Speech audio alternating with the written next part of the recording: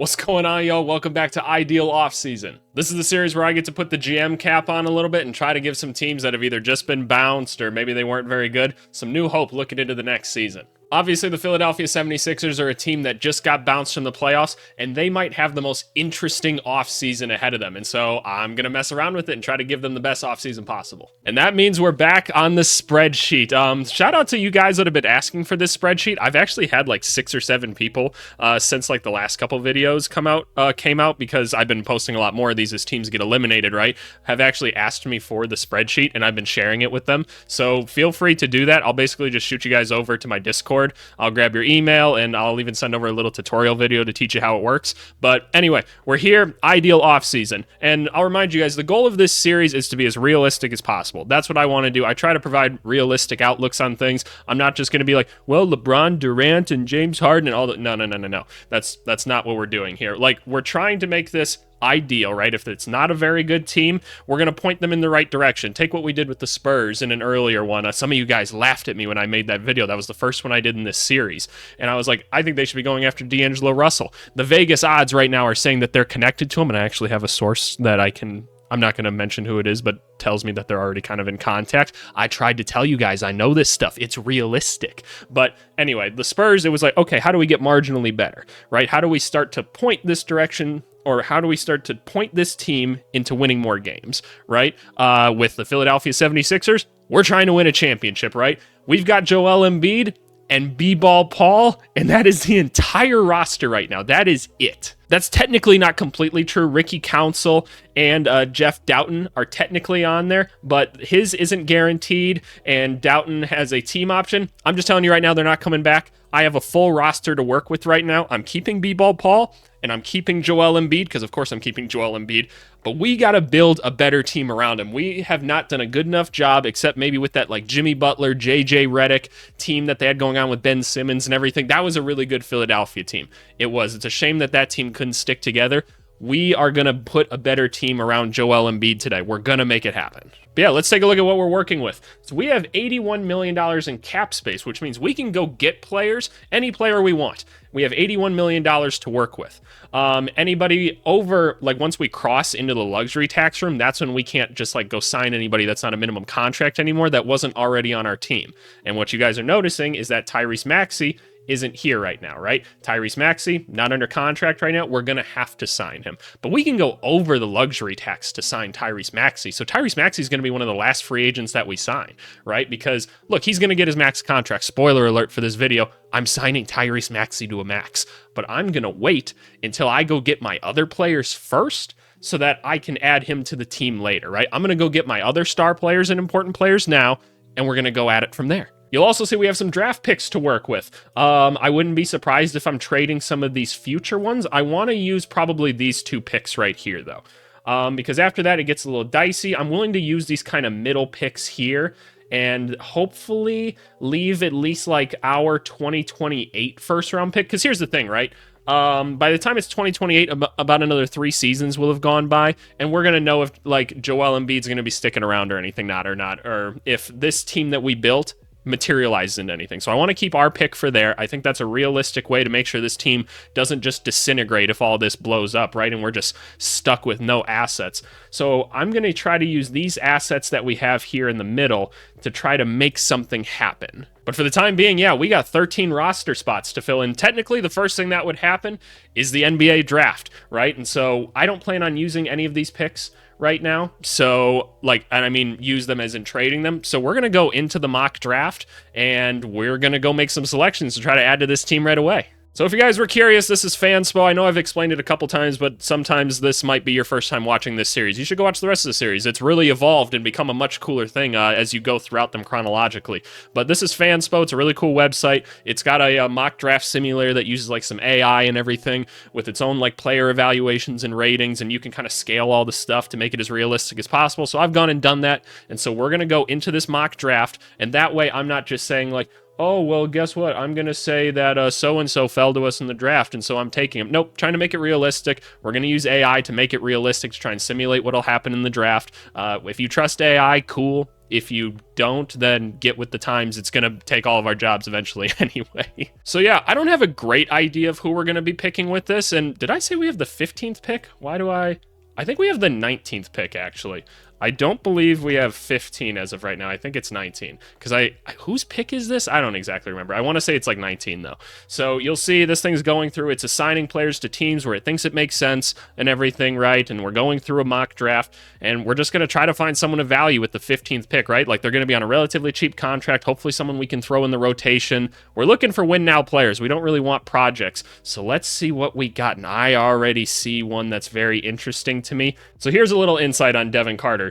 19.7 points per game at Providence this year. He was a junior, averaged only about 4 assists, but got 8.7 rebounds at the point guard position. Absolutely nuts. So he's kind of an unconventional point guard in that way. And the reason I like him is because of the defensive potential and the size. There's a lot of big point guards out there nowadays, and I want to have an option to throw out there. Plus, he's a little bit older. I feel a lot more comfortable throwing him out there a little bit earlier. You look at some of the upsides that they talk about in here. He's like, yeah, he's good at attacking people off the dribble and everything. He's a good team defender.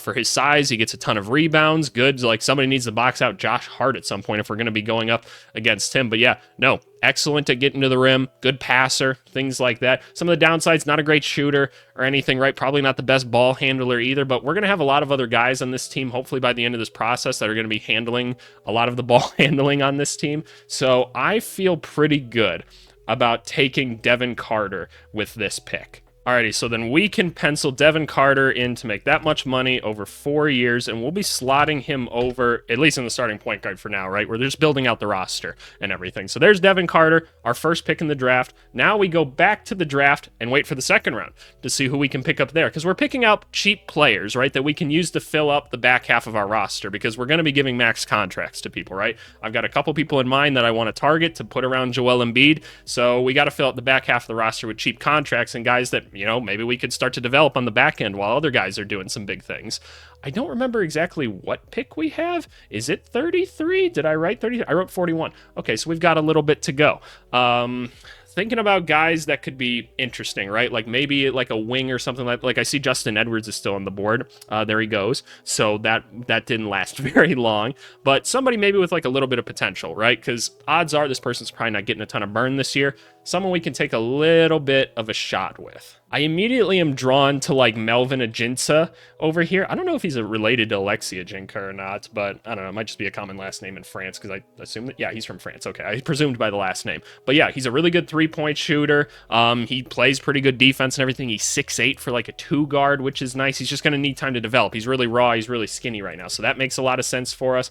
You look at a guy like Hunter Salas, who's a little bit older. Maybe he's not quite as enticing right away, but he's another guard option. We already took a guard, though, so I'm probably not too interested in that. Do we go and just find some more size? Because size is hard to come by in this free agency class, and we can just pick up another 6'9", 240. I'd probably rather go get someone a little bigger. Oh, this Ulrich Kromke is still here. He was like a projected like first round pick, right? Yeah, this is the really raw guy from the NBA Academy in Africa. Like, I've seen him go as high as like 11 in mock drafts and stuff. Basically, he's extremely athletic, and he's shown the ability to shoot a little bit, but he's just extremely, extremely raw, probably pretty new to basketball in all honesty, if he's coming through the NBA Academy in Africa and stuff like that. So that could be an interesting option for us. Just looking at like other things, like a Baylor Shireman could be interesting if we wanted someone that could compete a little more right away. We could add more size with like an Aaron Bradshaw.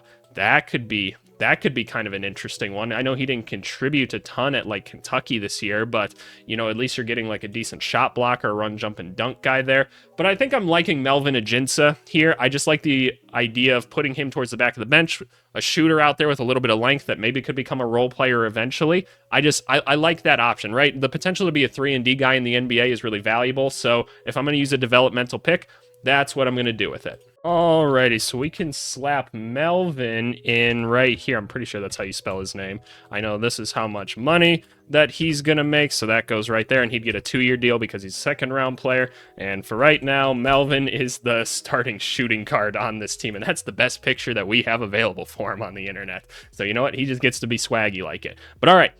we use the draft up and everything, right? So we no longer have these picks and everything. We've got everything else up here going forward to work with in trades and such like that. So now we're entering free agency, right? We've got to fill this roster with talent. We've got $77 million to spend on people. We could even technically, like if we wanted to, we could technically not sign these guys until a little bit later into the free agency period if we need a little bit more money to make it happen. So just keep that in mind for the sense of realism as well. But for the time being, we've added these two guys to the roster. Hopefully Devin Carter can help contribute right away. Ajinca will be a project for us. But let's go take a look at the free agency class and who we want. So here are the names available, and we're looking at the top, y'all. We are looking at the top to make something happen. I'm going to be honest, Tobias Harris probably not coming back to the Sixers. I don't think they're interested in probably renegotiating that stuff. What I am looking at is Paul George. Like I said, this is a realistic series, and I really think this is a realistic option. You could convince me right now from the time I'm recording this that LeBron James could come here as well.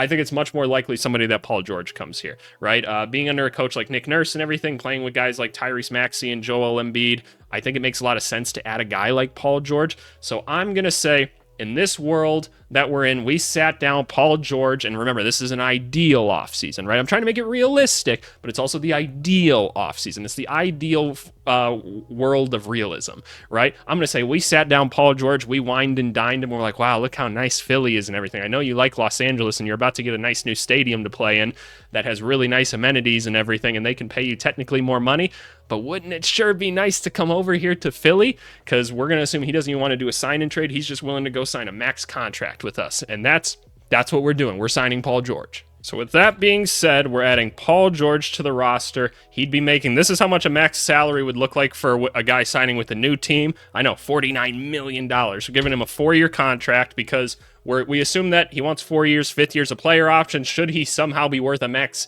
salary when he's 38 years old, he can opt out and go get another big contract. But for now, Paul George, welcome to the team. We still have 28 million smackaroos to work with to go find us some other players. And now we have options, right? Now this is when we start thinking, maybe do I trade a player or something like that and go find another star? Because when I look at this, I don't necessarily see somebody all that interesting to me. DeMar DeRozan is somebody I thought about.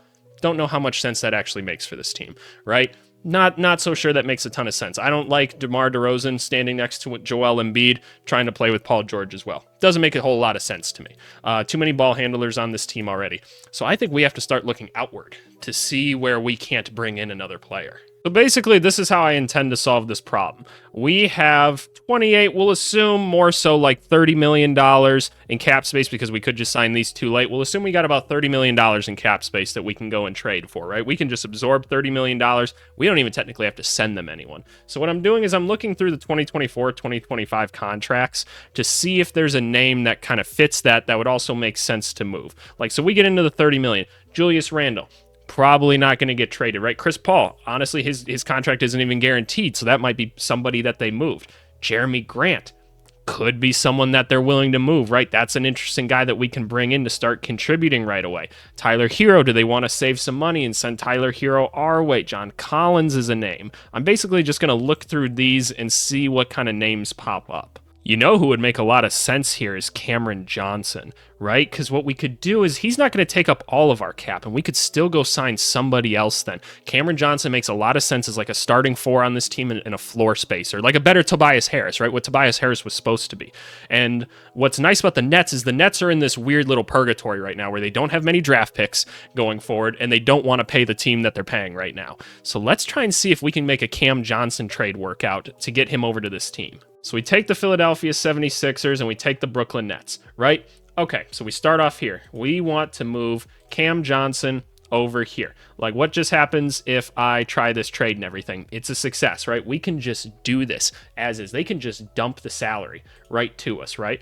Is there anybody that we're wanting to just like dump off the books or anything like Paul Reed? No, I mean, you look at the team, there's not a ton of other guys that we're necessarily going to want to give up. So what are they going to want from us, right? They're going to want something in the future. Something that could be interesting to people is this Clippers 2028 first-round pick. Presuming we've taken Paul George, Who knows what happens to Kawhi Leonard on that team? Who knows what happens to James Harden? Maybe he doesn't go back to the Clippers, and the Clippers don't have like any draft picks going forward. They could enter into their own little spiral of just nonsense over and over and over again because we plucked him from them.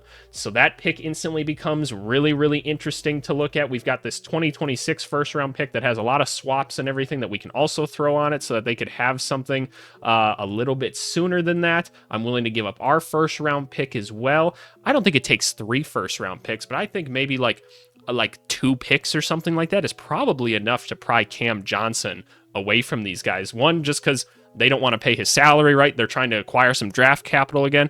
I think it makes some sense to just like dump him off on us, honestly. And they might not get a player in return immediately, but who else are you going to trade him to? Cap space is so valuable to teams right now, and teams don't want to take on the cap space. Like, they're so afraid of these first and second tax aprons. So I think that they'd probably be willing to just move Cam Johnson over to us if we say, okay, you know what? You can have, because this pick is, the reason I call this pick crazy, we don't know exactly where it's going to be. We're basically getting the least favorable of like 3 or 4 teams or something like that. We won't give you this one. We'll give you our first round pick, right? So you can have this one, and you can have that 2028 Clippers first round pick. You can have those 2, and we're going to take Cam Johnson off of your pretty little hands from you. So that means we're going to operate as if Cameron Johnson is now on this team right here. And we still have $4 million to go offer somebody else just directly out of free agency to add to this team before we just look at our players again and decide who do we want to bring back, right? So I'm going to go back and look at free agency here and say, is there anybody that we can convince to come over for relatively cheap that would be somewhat valuable to us? I could definitely see a situation where Gordon Hayward joins the team. I don't necessarily think that that's the best answer. The name I'm kind of looking at is like Gary Trent, right? That's kind of somebody that I'm interested in. And Gary Trent has been kind of dropping in value as of late, and that's kind of what I've been looking at, is like, yep, his 3-point percentage, while good still, 13, 14 points a game. I don't know how much teams are going to pay him at this point, especially like out there in Toronto. I don't know how valuable he is to them at this point. So in theory, we've got about $5 million. We could say in theory, we've got about $3 million more. Do we think that we can get Gary Trent for like $8 million? I think that that's pretty reasonable, honestly. So I think I'm going to pursue Gary Trent here. He provides us like some scoring off the bench or something like that, because we'll try to fill the 2 guard with something a little bit more dynamic, and I've got some ideas for that. But I think he's a good option for us, and just like a really solid role player to come off the bench, if nothing else. So let's go after Gary Trent. So we're going to say Gary Trent Jr. is getting about $8 million over 3 seasons. There's a player option at the end of it, so that if he feels like his value is more than that, honestly, like, although Gary Trent's young, right? Gary Trent is still relatively young. He's 25. So we're going to say we're going to give him a 2-year deal where he has a player option, right? So we're like, hey, some team might not be willing to give you a big-ass contract right now, right? Because your scoring dropped and everything. What's going on with that? Well, guess what? We'll give you the chance to prove yourself again. Might even be able to compete for a starting spot on this team. We'll pay you $8 million now because we still think you're valuable, and you have a player option to get out of it. We still have your bird rights, so we can re-sign you afterwards, right? That's a win-win for everybody. He gets the chance to prove himself, and even if he has a shit season, he still gets $8 million the next season. That's too good of a deal to pass on for us. So we're going to take Gary Trent Jr. here, and we're going to move Ajinca down to the backup guard. So we've got a 5 right now, right? Like, obviously some things are still going to be adjusted, but we're over the cap now. We're into luxury tax space, so we can only sign either guys that we have bird rights to above a minimum contract or minimum contract people. And we still have 8 roster spots left. But here's the good news. We can go back over here because we had so many free agents this year. We can take a look at Philadelphia 76ers players and just say, okay, who do we want coming back, right? And obviously the first one that we're doing is Tyrese Maxey. Somebody's going to offer him a max contract. I wouldn't be surprised if he just doesn't even like negotiate with anyone else. He just negotiates the max with Philly. So let's figure out what the max contract in Philly is, and we'll start building everything else out from there. All right, so I went and did the math on it, and essentially he would make about $43 million next year if he signed a 5-year contract with us. And so technically, okay, these years are a little messed up technically, but that's fine. So he'd be signing a 5-year contract with us. That adds Tyrese Maxey to the team. Obviously, that shoots us way up there in salary cap projection and everything, right? We now have a very expensive roster, but you know what? This team's going to shell out to make it happen. We know it is because they're running out of time to do things with Joel Embiid. So we now have Tyrese Maxey on the team, and we're going to move Devin Carter to be the backup point guard right now. We got 7 roster spots left and other people that we can go sign right now. Buddy Hield, I want to bring him back. He's not worth $23 million. How did Buddy Hield do this last year? So Buddy Hield's 31 years old now. Looking at like how much he did, 12 points a game, most of that for Indiana. He wasn't very good in his time in Philly, but he's a great shooter, right? He should have played more in the playoffs and everything, but you know, that is what it is. I'm not going to knock the coaching because Nick Nurse did a really good job outside of that move, in my opinion.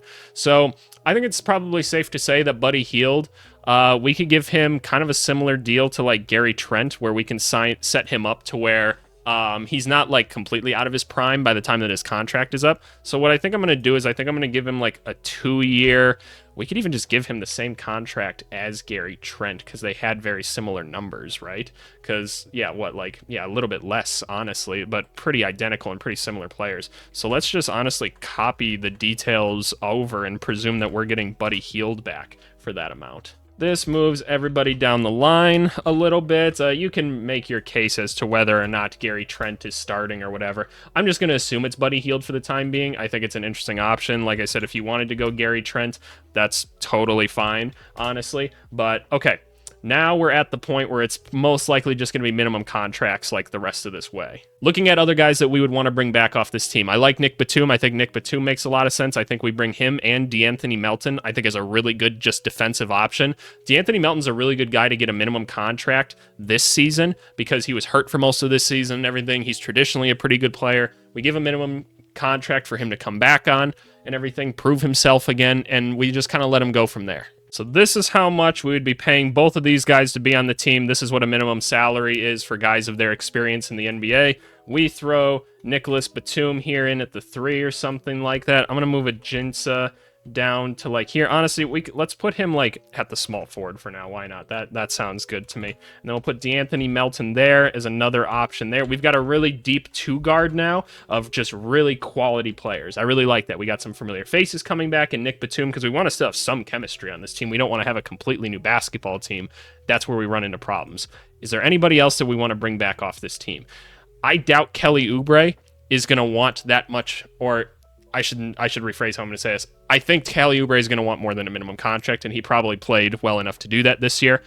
I don't think Kelly Oubre is going to want to come back for minimum. I don't think the Sixers, given this current thing that they're paying for, because this is a ton of money that they're paying in luxury tax now and everything when they get into the second apron, I don't think they're going to be willing to bring Kelly Oubre back, and I'd rather prioritize bringing back some of these other minimum contract guys then if that's the case. So I think the only other name that I'm going to want to bring back off this is Kenyon Martin Jr., because he'll be a minimum contract. He's a younger guy that can get out and run should he ever need to get in the game. And I think any NBA vet will tell you how important it is to have like a guy like a Kenyon Martin Jr., just younger guys that can get out and run and transition and stuff because the older guys don't want to do it on the team. So I'm pretty happy bringing back Kenyon Martin Jr. onto this team in all honesty with another minimum contract. That's how much money KJ would make there. He'd get a 1-year contract. We can slide old KJ Martin in right there as the reserve 4. So now 3 roster spots left, but I promise you there's still one more dynamic move that I plan on making. So y'all just hold on to your pants for a second. The GMVC's still cooking things up. You might remember when I was looking through here that I made a little comment about a Mr. Chris Paul. Chris Paul, there's no way they're giving him his $30 million. It's not guaranteed. No way. I don't think he's coming back to that team either. Don't think it makes a lot of sense. He's going to want to sign with a title contender and someone he can contribute on. Guess what? It's us. We are going after Chris Paul for a minimum contract. There's no way he's getting anything more than that this year. There is absolutely no way. He's too injury prone and everything. We've got Devin Carter ready in the wings if needed to do so. If not, he gets a development year. So Chris Paul, I've ran out of space in my roster additions to do this. Okay, let me make an adjustment to my spreadsheet. Wait a second. Just hold on. Here we go. We're going to put him here. It's fine. The spreadsheet will still work. Perfect. There's Chris Paul. Chris Paul is now on this basketball team. Holy cow, this team is looking pretty awesome. This team is looking pretty good right now. You've got Tyrese Maxey, you've got your option at the 2 guard, you've got Paul George, you got Cam Johnson, you got Joel Embiid. That's a really good 5, and you've got some interesting bench players between Chris Paul, Devin Carter, Gary Trent Jr., right? D'Anthony Melton's an option. Nick Batum should still be serviceable. Let's go see what else we can find with the last 2 roster spots to kind of help us get some wings, right? I think the last 2 spots should probably be spent on the wing and probably one other center because we're lacking a little bit of size there. Like, come playoff time, we'll have kind of our 3 guys that we can go to, and maybe we'll even go small with more guards and everything, but let's try and find one more reserve center to add to this team and a reserve wing to play behind Paul George with these last 2 minimum contracts. All right, so let's sort it by forward first because that one's a little more important to us. Who can we get on a minimum contract? Could you convince me that Gordon Hayward would come to us on a minimum contract? You could probably do that. You could probably convince me of it. So let's just look through though, but otherwise, honestly, don't think it's completely out of the realm of possibility at all. Jeff Green is another one that I find kind of interesting. Chetty Osman, because how much shooting do we have? We got shooting here, we got shooting here, we got shooting here, we got shooting here. Okay, so maybe a defensive wing is more so what we are interested in. So that's probably not Gordon Hayward either. It's probably not Chetty Osman. Caleb Martin's going to get his own thing, right? Is a Taurean Prince an option for us? So Taurean Prince made about $4.5 million this last year. I would probably assume if the Lakers are bringing LeBron back, I would have to assume that they're going to try to bring him back as well, and maybe they'll throw a little bit more money at him, so that's probably not the most realistic thing. But looking around at some of these other guys, let's kind of see who we can slide in here. What are the odds that we can scoop up Najee Marshall? Is Najee Marshall really going to get anything more than a minimum contract, and he's going to be stuck behind guys in New Orleans anyway?